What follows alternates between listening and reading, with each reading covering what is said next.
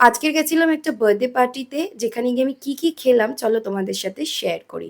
So বার্থডেটা ছিল আমার এই মিষ্টি বোনটার, যার ১০ বছর পূর্ণ হয়েছিল, তাই একটা বড় করে সেলিব্রেশন করা হয়েছিল। তো আমরা সেখানে গেছিলাম। তো সবার ১ম এ আমি দেখলাম স্টার্টারে রয়েছে ফুচকা। ১ম এ ভেবেছিলাম খাবো না, কিন্তু এই টক জলটা আমাকে যেন ডাকছিল যে, "আয়, আয় আমায় খা" বলে। তো আমি ভাবলাম ঠিক আছে ১ টা ২ টো ফুচকা ট্রাই করে দেখি। কিন্তু এত টেস্টি ছিল যে আমি একসাথে ৫ টা ৬ টা ফুচকা খেয়ে নিয়েছিলাম। তারপরে গেলাম আমার দুর্বলতার কাছে, যেটা হচ্ছে চিকেন পকোড়া, যেটা আমি মাস্ট ট্রাই করব, আর এটাও ২-৩ প্লেট খেয়ে নিয়েছিলাম।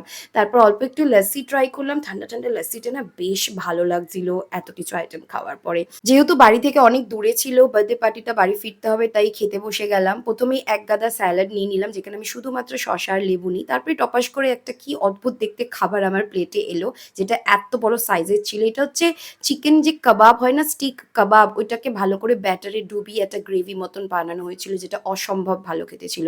তারপরে এলো রুমালি রুটি আর মিক্সড ডাল মাখানি। মানে এইরকম টাইপের কিছু আইটেম আমি কিন্তু এর আগে কোনো ইনভিটেশন বাড়িতে ট্রাই করিনি। তাই আমার কাছে এটা একটু ডিফারেন্ট আর ইউনিক লাগলো। কিন্তু খাবারগুলো অসম্ভব এবং মারাত্মক টেস্টি ছিল।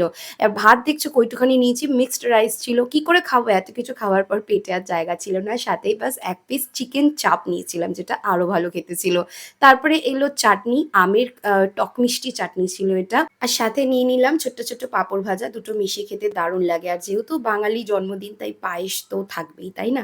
বাট এটাও ইউজুয়ালি লোকে দেয় না। তারপরে রসগোল্লা ছিল, আর ছিল একটা বেকড সন্দেশ। সন্দেশ আমি ২ টো খেয়ে নিয়েছিলাম, কারণ আমার সন্দেশ খেতে ভীষণ ভালো লাগে আর একটু মিষ্টি কমও ছিল। তারপরে এখানে কোন আইসক্রিম দেওয়া হয়েছিল, ওই টিপিক্যাল কাপ আইসক্রিম ছিল না।